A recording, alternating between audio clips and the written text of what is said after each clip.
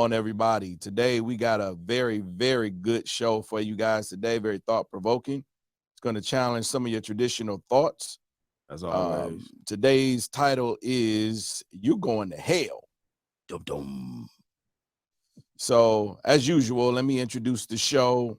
This show is centered around using our critical thinking skills and observations to make sound judgment on the world of religion and spirituality, challenging traditional thought, using your analytical mind, using your left brain, combining it with your right brain to bring about a desired result.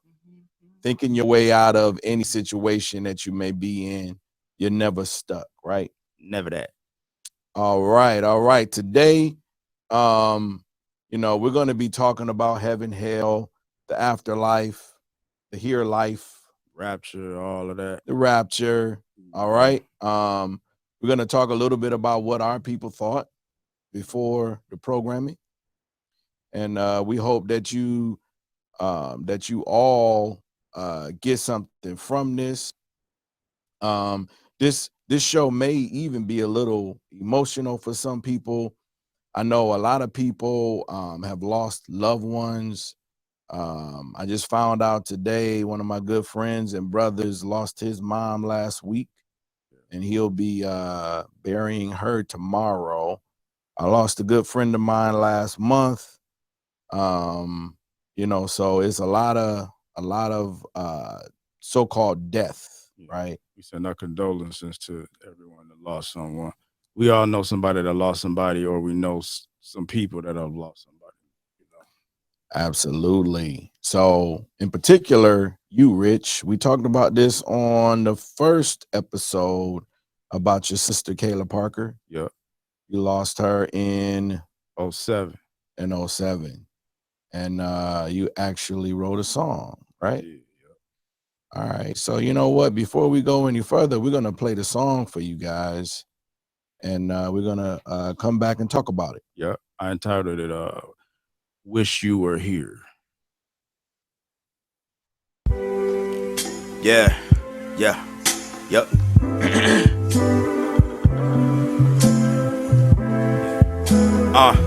Dear Miss Ivory, soul of ebony, they wanna unlock your harmony, they can't find your keys. Music lost that feeling, cause in heaven you've been dwelling.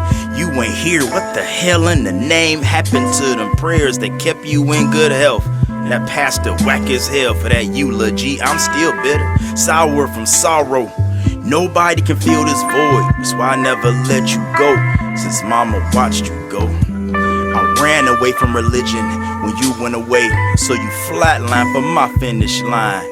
Human race, they can't pick up the pace. I'm a running religion, searching, understanding history and mythology. Obviously, it's all based on astrology. They say that's blasphemy, but I don't blaspheme. I blast for you. 16 bars salute, shooting off at the mouth in the booth and reloading for you. From what happened to me, I'm brand new because of you. I know you well. This ain't faith or belief, I know you well. Cause you up out of here with no more virus disease, no more too hard to breathe, no more fear for tomorrow. Perfect day on repeat, now that's eternal relief. No more distorted confusion about the truth and the myth. No more fighting over deity when one God exists.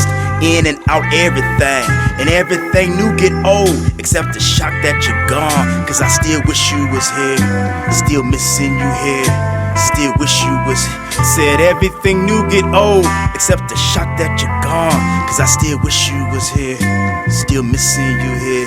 Still wish you was here. Yeah. All right. I hope that song ministered to you guys like it ministered to me the first time I heard it. No doubt. So Rich, that's a lot to unpack there. One of the things that you said in there was music lost that feeling. Yeah. You kind of go into that a little bit. Well, she was here in the physical realm. She was an amazing singer, songwriter, producer. She worked with everybody, people like, well, names that everybody know. Obviously, it's Destiny's Child. She worked with them. They think they did some some Christmas type of shows or something like that. And during that time, she was giving them like vocal lessons or whatever. She worked with Mary, Warren Campbell, obviously, that's I believe Erica's husband. A lot of the Winans family. On the second end, it was like Anthony Hamilton. There's different people in the industry. Anyway, she like music. It lost the feeling of that vibration that I'm used to. It seems watered down now because she was just so like amazing. Like people in the industry know who my sister is at a certain level, so they know what I'm talking about when it comes to like harmony and even like I say, the writing and just her production was just amazing. So I hear music now. I grew up in it, obviously from the age of before I could remember. It was like I was just born into it. So hearing it now is just so like okay. So it lost that feeling to me. Yeah. So I play on words. You know what I'm saying? I said, "Dear Miss Ivory, Soul of Ebony." So ebony, ivory, to keep the piano keys. Yeah. Yeah. So it's Ivory, Ebony, they want to unlock your harmony. They can't find your keys, because it's like nobody could do what she did. She had perfect pitch. You know what I'm saying? So she's just, amazing. So that's what I meant by that. Okay. Yeah. Okay. You said your sister passed in 07, right? Mhm. And what was the cause? Cancer, breast cancer. Breast cancer. Yeah. Okay. And you had a lot of people praying. Yeah, I did have a lot of people, a lot of pastors, known people. I'm not gonna name drop, but a lot of known names were, telling us, people that we have seen speak things in people's lives. And say that this would happen and that would happen, and we were actually told that she would, be famous and rich and just through her life, see her name in lights, because it started like that. Like she I don't know if people saw the on Lifetime, it was the Clark sisters show on Lifetime. Yeah. And when Twinkie Clark left the group back then, it was just the three sisters. It was Dorinda, Karen, and I think I'm missing one. But anyway, my sister took the place of Twinkie Clark, right?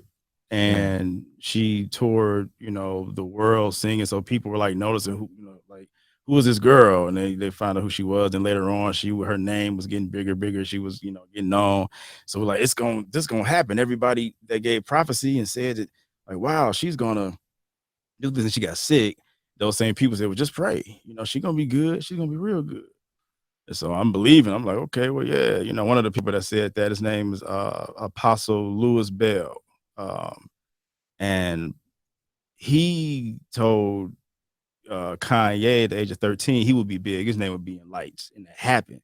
So like early 2000s, his name was getting big and all of that. And so he said that. So Apostle Louis Bell said that about my sister. Obviously, I'm like, okay, bet she's been touring, the classes, she's been writing, people know her.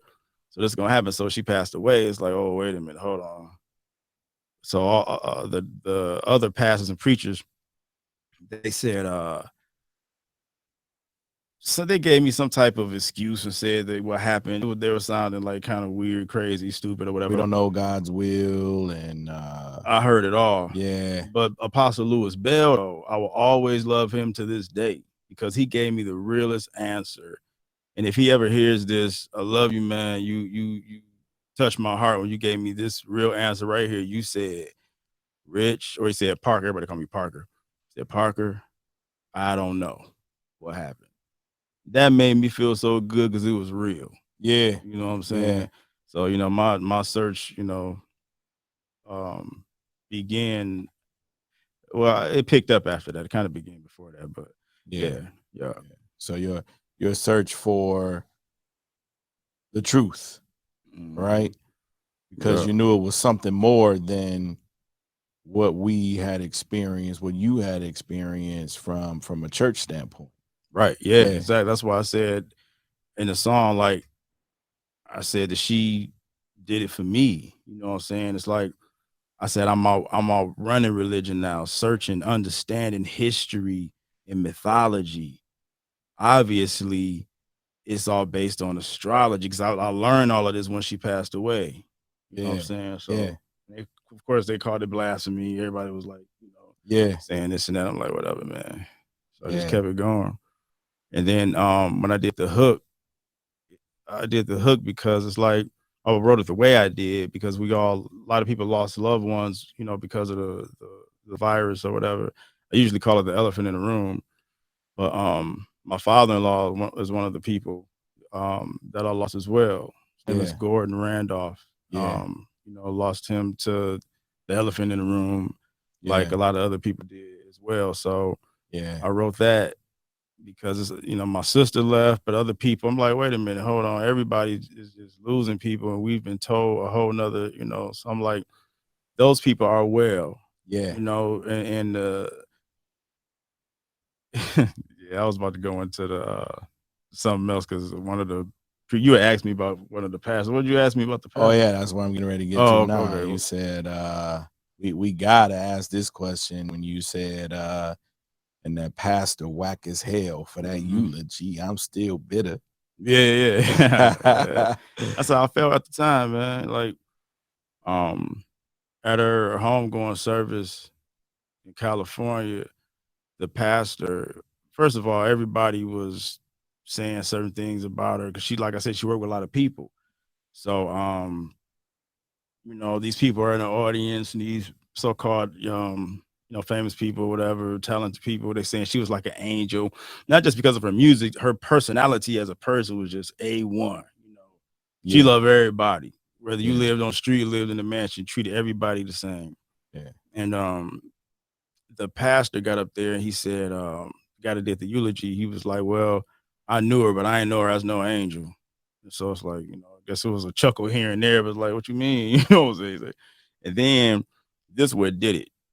He said, okay, get your Bibles or whatever. Then he went to Revelation and he preached a hell message and the mashing of teeth. Like, what the fuck? You know what I'm saying? For real?